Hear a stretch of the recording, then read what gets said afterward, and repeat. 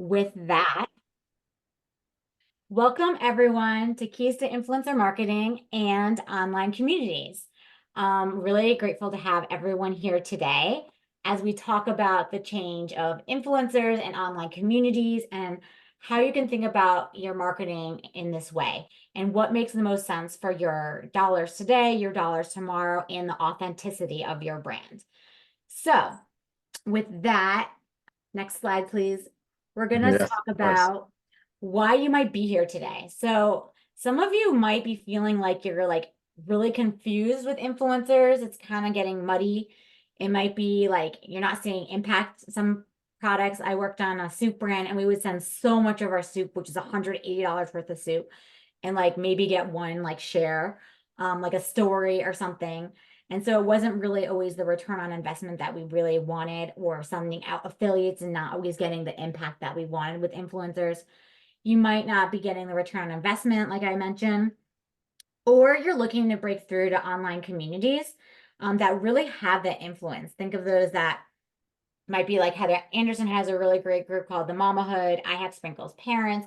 There is the Your Mom Friend in New York. There are all these different like either mom communities, or they might be just gaming communities, or they could be my neighbors in these car communities. These really authentic online communities where people are having these conversations and are really more engaged and understand products.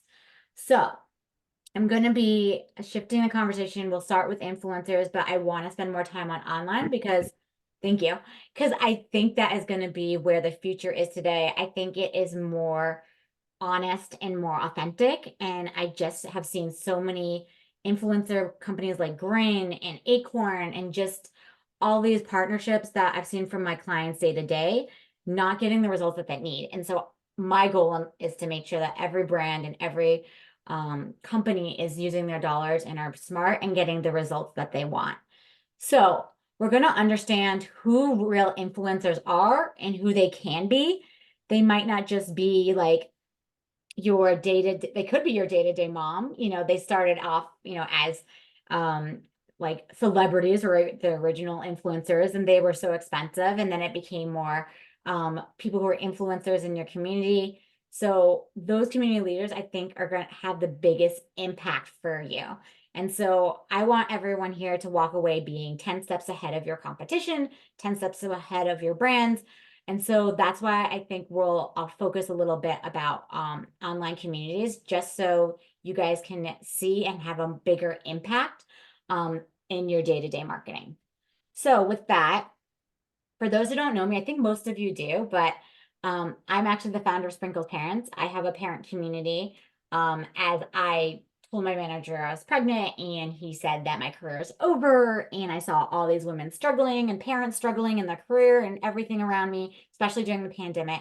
So I just started to create a community, and it just sort of had that trickle effect authentically. And it just has about 3,000 families right now to date in the Bay Area. And I get text calls all day long about what products to use, what this to do, where to go to school, all these things. And just kind of became almost an influencer accidentally, I would say. And I just feel like it became somewhere that people felt safe. They knew it's not about me being the influencer that you see on TikTok that's polished and doing the unboxings. Everything feels more authentic because it's more of a community space and others have to validate it. Um, and so I also work with small and startup businesses through coaching, strategy, and fractional leadership. Some of you here, and I really focus on anything with parents in the baby or CPG space. So I'm just really grateful to have you guys here today. And if you really, feel like you want more of like knowing, you're not getting what you need today, please reach out. I'd be happy to, anything to help you with your learning about your marketing and your businesses. So with that, I'm going to hand it over to an expert in the space. Thank you. I appreciate it, Brooke, and thank you for having me. This is awesome. And it's so cool to see a few familiar faces. Mo's also here too, which is great. Yes, that's my son, Jackson. And I live in Toronto, and I spend monthly time in LA as well. In fact, going next week. So if anyone's around there, wants to grab a coffee, would love to hang out. And basically, I had 21 years in product placement in TV and film. So I was getting brands into a lot of different television shows and some films. We were indexing more on television shows like Love It or Listed, Property Brothers, Buying and Selling, Fixer to Fabulous, Restored by the Fords, and the list goes on. Literally thousands of episodes on HGTV. And then eventually, over time, I ended up managing some of the talent on Netflix and as well as on HGTV. And then did that for a while. And then thanks to awesome team, awesome friends, we were able to build a technology. And initially, our technology was called Place. Initially, our technology was all around product placement, a product placement marketplace, kind of getting brands into TV and film. So it's kind of like a dating site for brands and producers. And then over time, it iterated to what we felt where the real influence lies, which is with the people. And we were testing this theory or this thesis that we had. And we realized that many people before us had this thesis already, but from our understanding, it wasn't being captured across the board at scale, meaning we realized that community moderators and these online groups had the most influence. And just to be clear from my perspective, I actually think influencers are fantastic, and I think that online communities are fantastic. And I think an omni-channel approach of a multitude of different verticals doing your advertising is very important. Having multiple touch points with people and retargeting them, I think is so important. But definitely, online communities has its own place, and I think that there will be a day where online communities are also part of every omni-channel media plan. So for now, we do have a network reach of over 150 million people for Placed in US and Canada, and soon we'll be adding some network in other countries as well. So basically, what are online groups? Technically speaking, it's just a collection of people that are interested in the same thing, have like-minded interests, and they can converse on so many different types of platforms. It could be a newsletter that's one-way conversational. It could be a multitude of them as well. It could be a Facebook group, a WhatsApp group, Reddit, LinkedIn.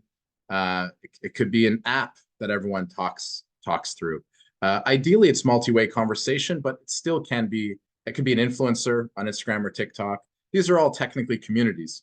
The ones, though, that we're indexing on more that we feel for your brands and for your contacts and so on, that could be best leveraged for your brand and help your brand grow, would be the ones that are more the collective groups, similar to the Mamahood, or exactly like the Mamahood and Sprinkles Parents. Those are the exact type of communities that we love. And in both their cases, they have a multi-touch point with their customers. And on all cases, or at least the majority of cases for all these communities, they have a multi-touch point, the good ones. And that enables you to craft your pitch or your conversation in a way that would be a little different on Facebook group versus a newsletter versus something else. So it's really fun to work closely with these moderators to really get the messaging right. And that's another advantage than just putting your ads somewhere else. Again, not to knock any other verticals. So the platforms that online communities are on, typically, and if you guys have any questions specifically, please interrupt me. But also, there are specific platforms that work better for certain ones. So clearly, everyone's seen the logos, but one of them is podcast and one of them is newsletter, just in case those aren't showing as well. Other ones, I'm sure, are recognizable. But for example, Telegram is one that we also use. That's great for multicultural. Moms are great on multitude of platforms. Obviously, the Instagram, TikTok, and the Facebook, and the newsletter, and the podcast, and the more and WhatsApp now. But the more the gamers, for example, Discord and Twitch, and Reddit. So it just depends on who you're trying to target, and then that's where you zoom in with your brand.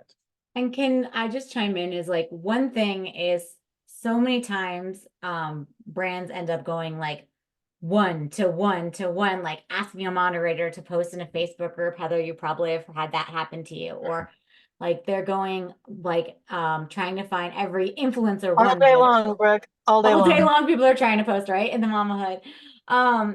And I think that, for all the brands, there is one, the time it takes them to do it. Two, for us as the moderators of online communities, we're always, as the influencers in this standpoint, right? As you think about it differently, um, we can only respond to so many, and like we have to be very careful about our communities, unlike an influencer, right? Like an influencer just posts one time and it's like could be just a quick story and they're done. And but for when it's an online community, it's a little bit more authentic. It's about a lot more engaging. Some brands even have their own online communities too they can create. And like, so it's really important that you think about it right and all the touch points right. Yeah. So, whether you decide to have your own online community, if it's your brand, if it's you're trying to get into online communities or you're trying to get to the influencers, like that just makes it a lot easier for you to have multiple versus just trying to go one by one by one because you'll have to have a VA do it all day long. I've done that for Right. brands. That's why I was excited when I saw this too. For where when I work with startups, to your point, influencers definitely do have a space, but like from where I feel like the most impact lies is when I've seen a brand in, another community, or I've seen it in something that I'm part of, and then other people are chiming in versus just being like on some Instagram feed or something like that one time. Yeah, and I guess fundamentally it comes down to what is marketing for? What is the purpose of marketing? The purpose of marketing is to connect with your consumer, and underlying that fundamental is what is the purpose of your consumer? What drives your consumer? And then at the end of the day, what's behind that consumer is a person. And then so then you think, well, how can I connect with that type of person more regularly? And be able to actually speak with them authentically. How can I converse with them? How can I share with some stories with them? Because people speak through stories, connect through stories. So then how can I connect and engage with them? And again, the conduit of it, every type of omni-channel works. Why? Because they're all conduits to people. But online communities provides this unique approach where you can actually directly speak with those people and have this a true engagement, a true conversation. And I think that is what separates online communities from the pack from that perspective, is that it just gives you a conduit to speak more directly with your consumers. Yeah, that's a really good point. And so these are just random stats, but basically it's obviously elevating online communities. After all this talk, we're not going to be bashing them. So that's one thing. But the second thing is that the most important stat really is just even it says 76% more likely to engage and convert if a familiar person or friend refers you. I mean, fundamentally, I believe that we can all agree that even from an anecdotal perspective, that if we are if Brooke or Heather or Mo or anyone else tells me, hey, check this out, I'm more likely to engage with it than if I'm being correctly served an ad at the right point in time of my sales cycle. Even if I'm correctly served one, I'll be more likely to engage with an ad or a link if a good friend of mine shares it with me. So that's really the truth of all of this is where it comes from. It's like word of mouth marketing, like bringing it back old school. Totally. Like everything I feel like Yeah. full circle, right? Like with Yeah. streaming service, we all have cable, then it now broke out to like five different services, and it costs you more if you just paid for that one cable to begin with, right? Yeah. Influencer marketing, word of mouth marketing kind of all has evolved over time. And now, it kind of going back old school to like your community, right? Which may have been Yeah. religion community in the past or your neighbor community, school community. And this is how, people are getting their information now. Totally. And this is just an example, just to give you a flow. I mean, on basically on every community platform or on every group that you're going to be integrating your post in, the post will not be an advertisement, sorry, a Facebook ad, for example. They're going to be a regular post from the moderator posting in there in most cases, unless if you're dealing directly with them, maybe the moderator will say, okay, you just go ahead and post it. Just depends on the relationship of with you and that community owner. But in this particular case, this was something just to share that we did with Sony. And just to give you some different visuals, the interesting one here, there's a Facebook group, which was awesome. There's Instagram. So, we use all the platforms. But in this case, there was a Christian website So this is what's, I think, also interesting about some of these types of communities. Even if, again, you went directly, we can help you also if you have any questions about how to go directly. I know we'll cover some of that. You're very welcome to, and just individually just test them out yourself and see what you think of that space. But it's very tough for a planner, a media planner, or a marketing director, or an owner of a company to activate at scale in some of these nooks, like a Christian website. In this particular case, we were able to find 269 Christian websites this particular archdiocese associate, had this for all these different Christian parishes, and they posted this blog for us. So those are the kinds of creative ways when you really start digging in as a brand. If they really believe in it, they will do it for one. If they don't believe it, then maybe you have to add some value to it. Maybe it's a discount, maybe it's a giveaway, maybe it's something to add value to the community that can actually stimulate some kind of engagement. I mean, this one I'll skip as well. Fantastic company, Fix Your Christmas Lights. But we did Reddit in this case, some e-newsletters, TikTok, but it's a similar principle. It's just you really do get that generating the word of mouth and so on. And this one was more just an overall, just to know that you can get some good insights in that world as well. Obviously, whenever you work with these community moderators, they're fantastic. They know the system. They know all the access to the websites. They'll provide you all the access of information they get from the platform.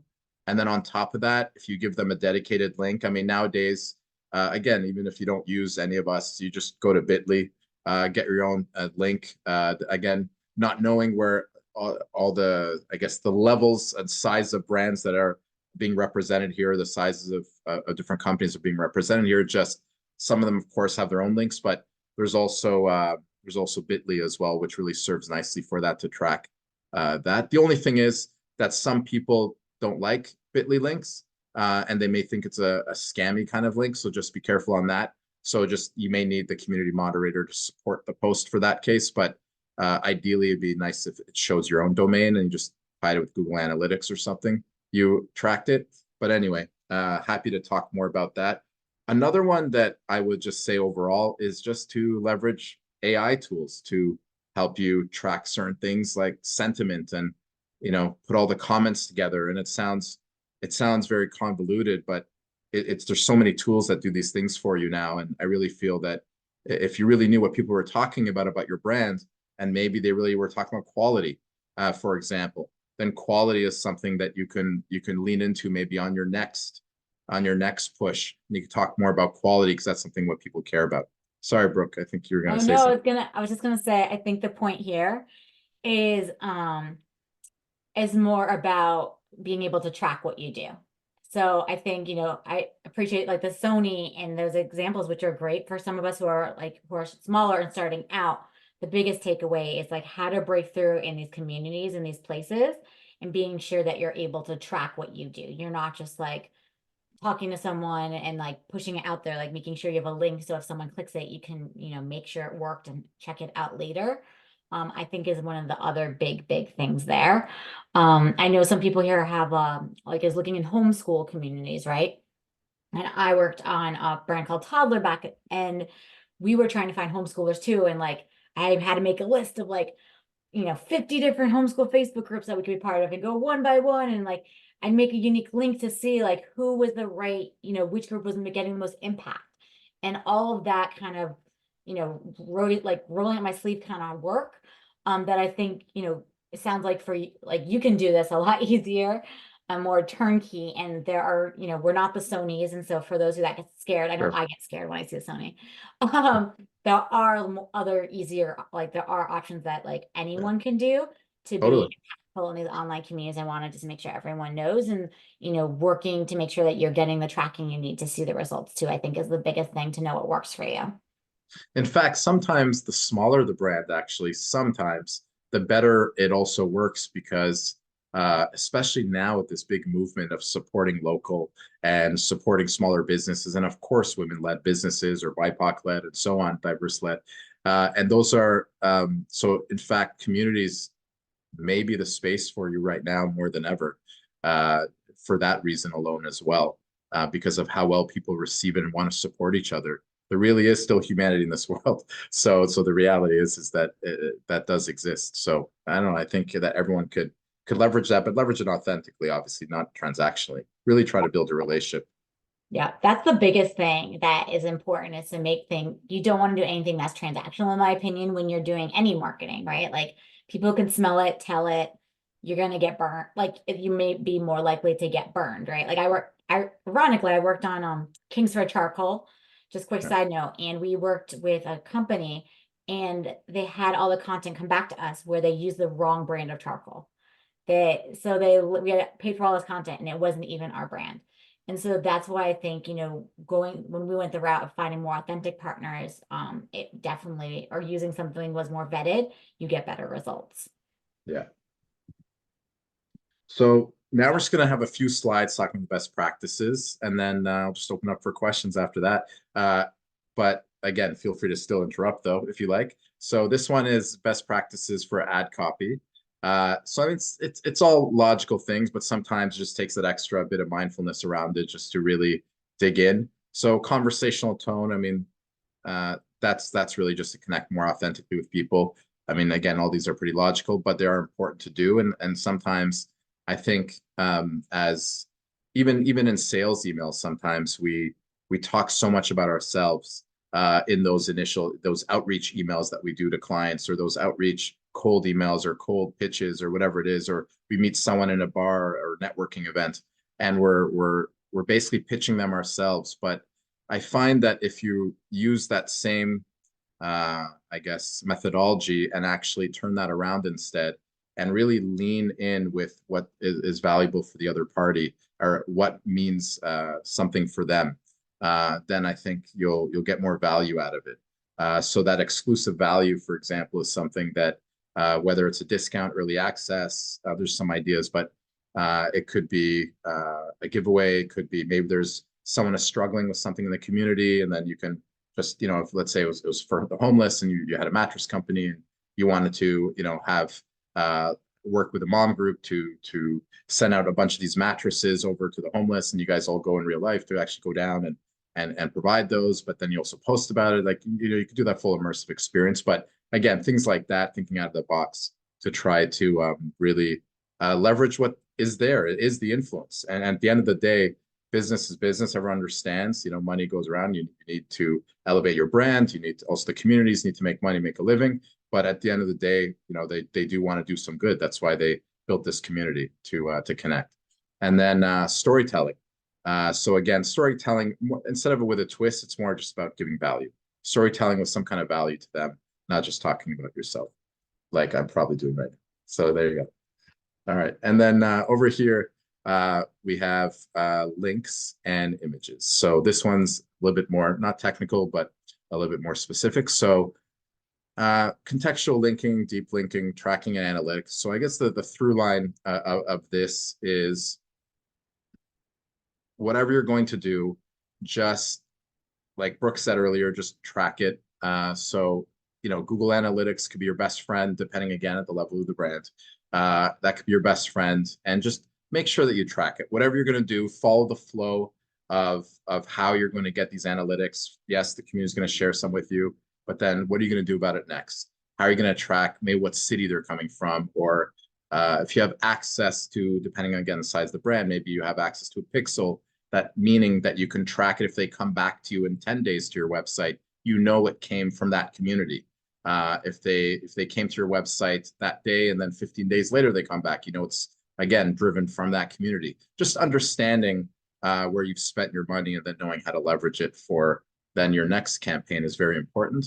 So regardless of those terms, basically that's really what I'm trying to get across. And then the image selection and optimization. So clearly, I mean, there's many extreme examples of this, but basically make sure whatever image you use. In this case, I wouldn't even guess. You don't need to guess. Just work with the moderator, because the moderators give you permission anyway. If you attempt to just post, which we've all probably just posted sometimes to promote ourselves, and then we always get it removed, or something happens. But if you are working the proper way, which is to work with a community moderator, build a relationship, and then just ask them. They know their community, they know what's in their own voice. So just let them guide you on what you feel, on what they feel is best. And then listen to them because they also want it to work too. Because the more engagement, the better it helps their community as well. Image versus video, that again is definitely something to speak with the community moderator. In certain cases, images work so much better. Video, just make sure you have the closed captioning on it, the transcription on it.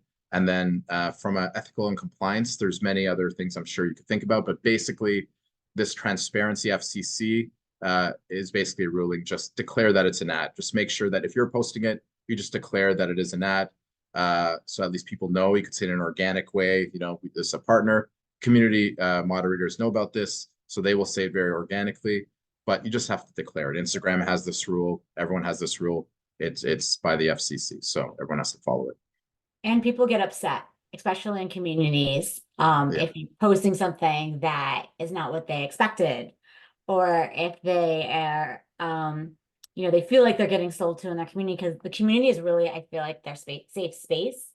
So that's Yeah. why it's important. Like, I love in Heather's group, actually, I'm so grateful she's here, is, anything that's branded is like the M list, or for sprinkles, I'll be posting and say, like, I'm posting on behalf of someone, this is approved, and like, I won't accept it if I don't believe in it. So I think, just have to be very transparent and very honest, or right away, explain it so that you get both the engagement and also people know. Yeah.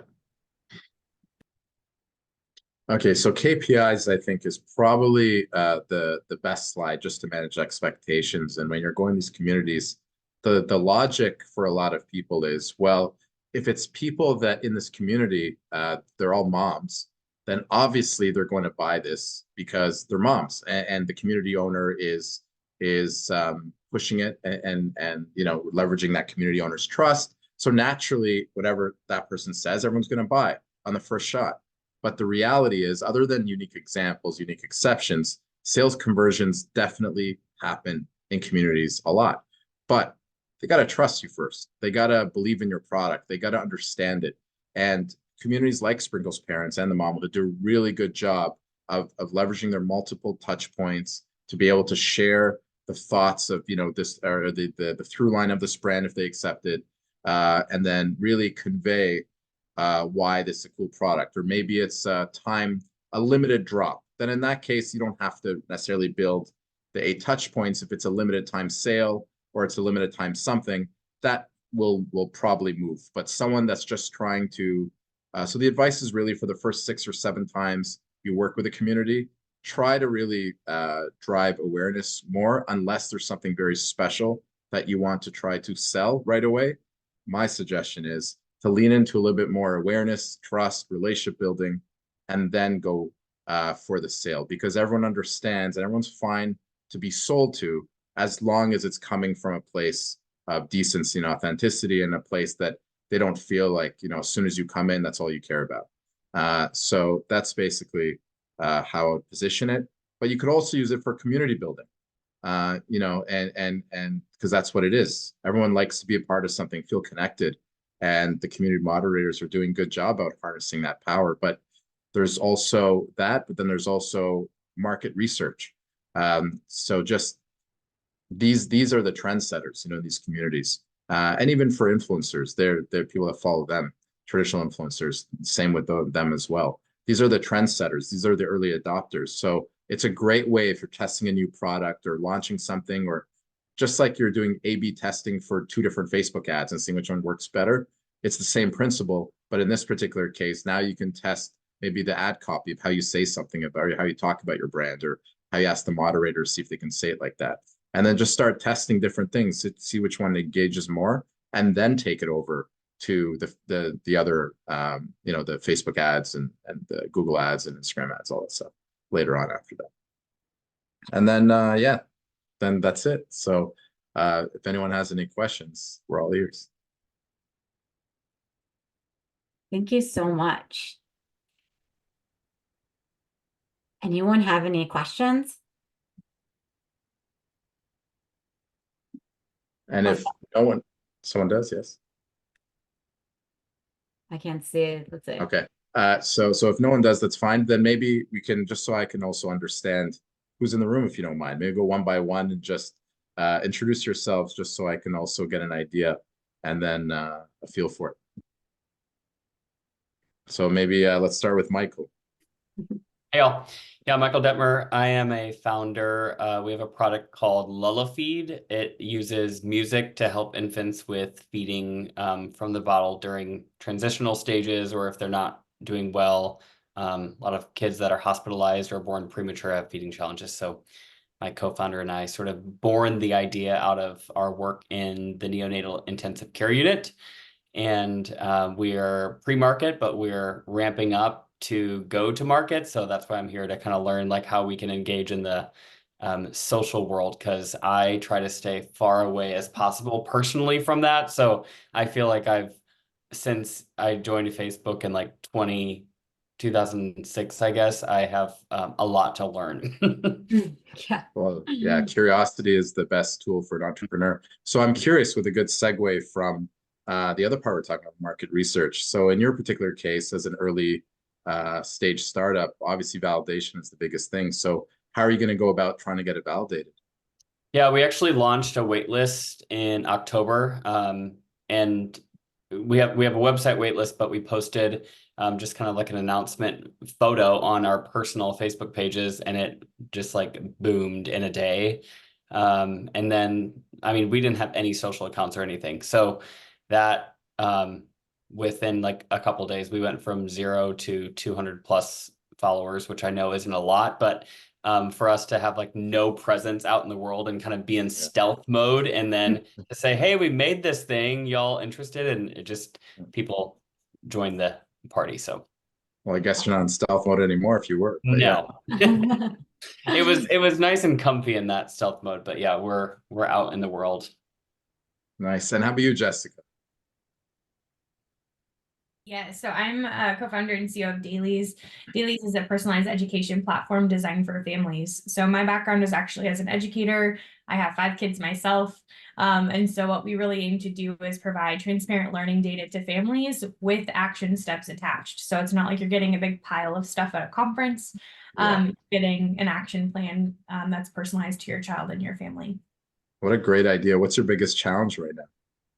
I think just general brand awareness, which we've been in the Facebook groups and things. And like, Brooke, you're talking about like the Google Sheets and like tracking which groups, like, oh my gosh, we're in like 150. And so it's like, it just has boomed past manageability now. And so I've actually looked into Placed before, and then like I didn't realize but I'm like, oh wait, I've actually looked at this. So it's actually something that we're potentially going to start anyway in the next few weeks, because we're talking about influencer marketing, and in the mom space specifically, I would trust my neighborhood mom more than I would trust an influencer, but I would still trust an influencer more than I would trust an ad. And so kind of trying to think through that pipeline of what value we can provide where is really key for us. Well, I look forward to speaking with you directly then. And I guess I'm going to attempt my French in case it is. I'm not sure, but Apolline de Roche, is that correct or no? Totally off. Hi, yeah, it's a French name. You can also just call me Apo by the first 3 letters. Usually easier. First of all, thank you so much. It was very interesting. I'm the founder of a startup called Capella, and what we have developed is a parenting support app. And one of our core and key features is that we're able to detect and translate baby cries. So we're able to, we use AI to tell the parent why the baby's crying, if it's hungry or tired or in pain, so on and so forth. So I'm very interested in this conversation because I have done a lot of things to kind of start our own community. Like I created a Facebook group, I have a podcast, like we're trying to do socials as much as possible. Obviously it could be better, but yeah, and it's not really taking off like at all. I mean, like a little bit, but just really, really tiny. And so I'd love to kind of learn more to like improve these strategies and reach more people. Because it's really hard to reach new parents. We've done the community thing as well. We've like worked with a couple of communities, but right now it's been still pretty small. We haven't fully launched yet. So I'm just trying to build brand awareness. We plan on launching on Mother's Day to fully, so in May. Nice. but yeah, I'm trying to build brand awareness, like just like give value right now. It's the one thing I'm trying to do. Anyway, One thing I've noticed is that the launch dates is that as founders, all of us are founders here actually, but we spend so much energy on this launch day that no one cares about later on, and that's the truth.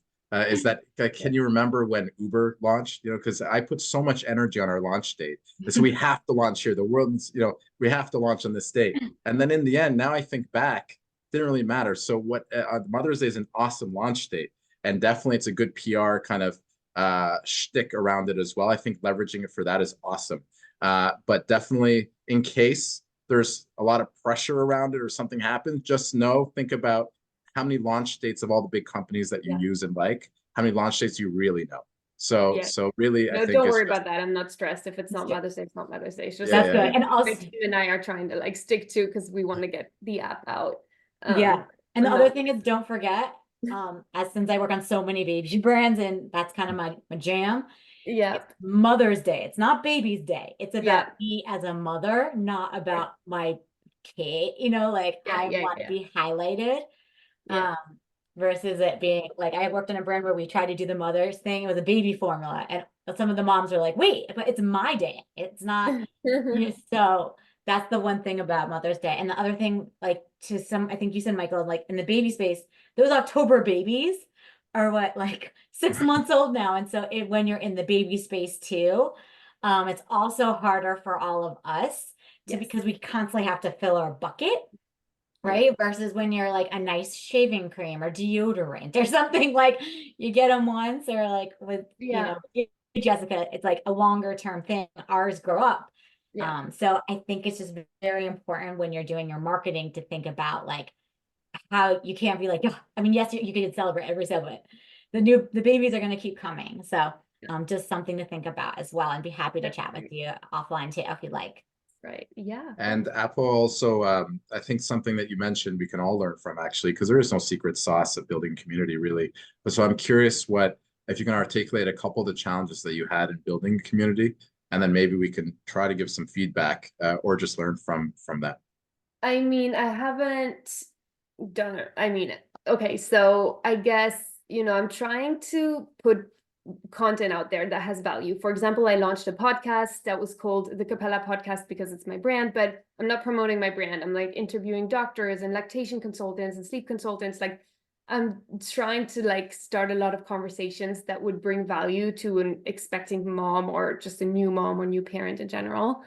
And it's just, I guess it's just, there's a lot of podcasts like that, or there's a lot of people that try to provide value. And so it's hard to get noticed at all. That's what I've kind of struggled with. And I keep going because I know that at one point it's going to happen. Yeah, but for sure. like a very long thing of, oh, like, you know, no one's listening to this podcast, or we're trying to make TikToks and stuff like that. No one's watching them, or no one, but, you know, a small amount of people. So yeah, it's just getting that initial thing. Even if there were 10 people actively engaging, that'd be amazing. But it's just getting these first maybe 5-10 people, just getting noticed is, I guess, the biggest challenge. So then in that case, so if that's the challenge, then in that case, what I've done in the past before is that I've aligned with associations. So for example, in our case, we were trying to get marketers to buy into basically, you know, online communities or brands, but generally marketers in these organizations. So there's marketing associations, which is probably a great segue for Mo in a second. But there's marketing associations that we collaborate with, and in some cases, I went up to one in particular. We haven't executed on it yet, but I suggested, well, how about we do a community summit? And when we do that community summit, it could be virtual initially if you want to keep the costs down. We're not get a sponsor. I think we just do a virtual summit, and then we can just talk to people. And then through that, I'm hoping that then we're able to drive more awareness to us that adds value to their members. So it's something like that. So I'll suggest whatever, again, I know what your target is now, but basically wherever that related group or associations may be, collaborating with a community to drive more attention to you. Yep. No, that's definitely. Yeah. I was gonna say, let's talk offline. Because I know I have connections between other brands that, you know, you can affiliate with, right? Or things like that. So that like with pregnant moms and pregnant groups, And I see Heather is writing you as well. Yep, definitely. And you know, I work with brands with like have 50,000 pregnant moms, so that way you can just create these partnerships to like bring you in. Mhm, So mhm. that makes it Yeah, easier, so you don't have to do a lot of the work because you need to do as exactly. little as Yeah. possible. Yeah, exactly. That would be the dream. Like, yeah, definitely. Well, we look forward to finding out all this amazing stuff that's going to happen. So, Mo, over to you. Thank you so much for hosting this great session. I'm Mo. I'm living in Toronto. I'm marketing manager of a boutique marketing agency, Hopskip Marketing. We are serving a small and medium enterprises, B2B especially. And also, I'm director of experience design at American Marketing Association, Toronto chapter. American Marketing Association is a volunteer-driven organization. So, yeah, that's me. I'm here to find new ways to help my clients in a better way. So nice to meet you all. Yeah, very nice to see you again, Mo. What are some Thank you. ways that you've been helping your clients right now that's been working, and what maybe hasn't been working? Honestly, all of these things are related to our clients because B2B clients, B2B organizations are trying to find a way to get noticed, especially the smaller ones. And they are paying hundreds of dollars on, influential marketing and influencers, but some of them doesn't back any value to them. So getting noticed is the key, and obviously, it's the most important problem of founders for startups, for small, medium SMEs, generally speaking. So that's a common problem. Absolutely, and B2B is a great space to Yeah, really unlock that is fantastic. So especially. good luck, and of course, you know me, so we could talk anytime. So Yeah. let me know. Yeah, but that's actually this right now. Thanks to Brooke for setting this up. This right now is actually a perfect example of this is a community. Right now, what we're doing right now is the actions of a community is supporting each other, helping, and that's exactly what happens in online groups. So perfect segue. We have Heather from the Mamahood. So please introduce yourself. Hi, and thank you. Sorry, I'm in the car, so no camera, guys. But this has been really fun. I love working with Brooke and Kaveh, and this is my whole jam. So I run, let me shut my window for the noise. I run the Mamahood and the club. The Mamahood is the largest, most diverse support community for moms in California.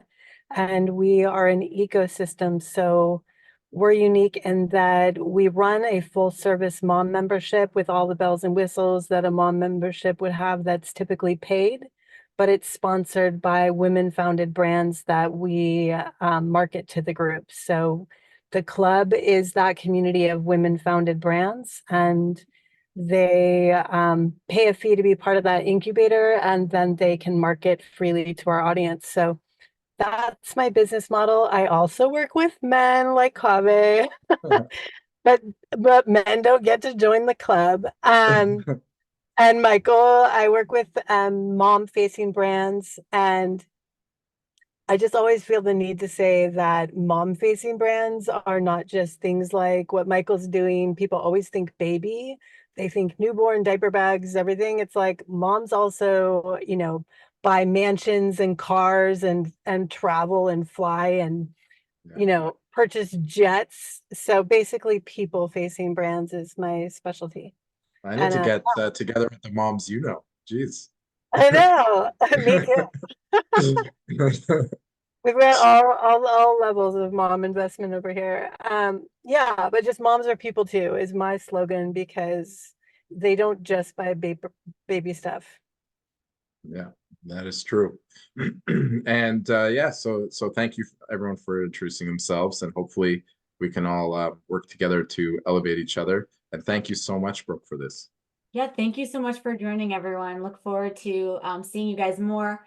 If you guys enjoyed this, next month we'll have a webinar about powerful partnerships and how you can partner with other brands. So it's a nice segue with brands here. Like I said, please connect with each other, all of you on LinkedIn and social, so you can all help each other. So thank Thank you so much and have a wonderful day. Thank Bye. you.